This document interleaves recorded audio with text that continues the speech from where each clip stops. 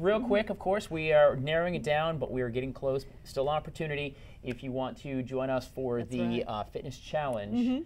Team Adam, Team Tyler. What's my name? Team Tyler. Wow. Anyway, you can log on. Of course, you can email news@wach.com and log on to midlandsconnect.com/fitness. And this week we're going to select the 2 participants, 2 viewers. So if you want to be get involved with that, shoot us an email. Absolutely, that's great. Yeah, We're really looking forward to that. We're going to have a good time. Talking out, we're going to get healthy, going to get right. fit. Okay, so let's talk today about diabetes.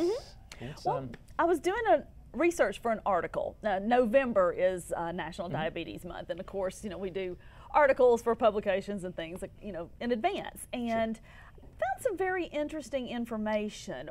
There's a study that just came out last month, as a matter of fact, that showed that persistent organic pollutants not only are connected to, but break may it be down a for cause. us. Break us down for us people like me. Persistent pollutant organic. Persistent organic pollutants, POPs, POPs, and the word organic in there may lull somebody and say, "Oh, well, organic, that's good, right?" No, what this means is persistent organic pollutants do not break down in the environment. They persist for decades. Examples. DDT, Agent Orange, Okay. 2 of the most, These are not good. These are not good things. No. And see, these were released into the environment way back after World War II. The tragedy being that they didn't understand the long-term effect. Yes, exactly. And they're used in the manufacture of pesticides, PVC, even some pharmaceuticals. Now, these have been banned for 20 years. Are they still using them? No, that's Okay. what's so scary. Okay. But because they persist in the environment for decades, they're showing up even more and more, and they move by wind and rain. So even countries that never manufactured them, they're showing up there. They're showing up in the middle of the oceans, places like that. So what can we eat and put on our bodies to avoid this stuff? Well, these studies found that, for example, the 2006 study found there was 38 times more insulin resistance in people who had the highest concentrations of POP. And then the study that just came out last month found that the highest concentrations of POP doubled the risk of diabetes. Now they correlated the high levels of POPs with animal meat consumption. Okay. Here's why. They accumulate in fat. Remember how I always preach that fat on our bodies, that's a toxic storage. It is on any animal. Now the jump to conclusion would be, oh, don't eat as much meat. What they're missing Don't tell me that. I love to eat meat. I love it. I love it. Well, yes, but that's what I'm saying. That's on the surface. That's the conclusion most people would jump to.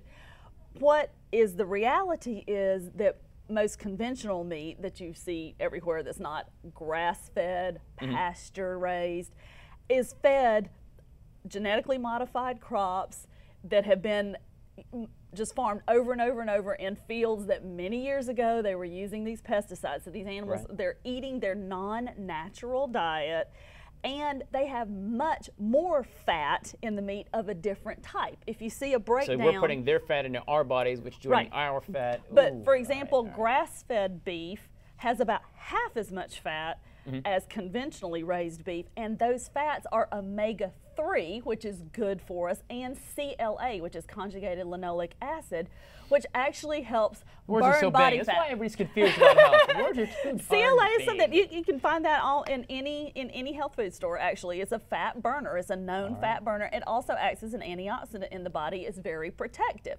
And then you'll see things like you see on the chickens and the eggs. Oh, all vegetarian fed. Not a good thing. Chickens aren't vegetarian. They eat grain, sure. Well, no, actually they prefer that they need to be on grass. Worms, bugs, grubs, garden pests, and they will even eat small rodents. They are chickens? Yes, they're great little watchdogs for the gardens, except they dig holes and roll around in them. So you learn new stuff every morning on Good Day Columbia. Listen, Christy, we're gonna put some information up there and some links at POPs and things at midlandsconnect.com, and of course we'll put a copy of this segment so people can watch it again. Well, sure, and again the message is go organic. Look for organic, grass-fed, pasture-raised, natural foods, because nothing will protect us from what's raining down Right. from the atmosphere, but the accumulations are much, much less, plus they have protective effects. Very good, Miss Christy Seguin. Thank you. Thank you so much. Get fit, stay fit. Make sure you join us if you want to be part of our fitness challenge as well. 7:45. Please do not move. Good Day, Columbia. We'll be right back.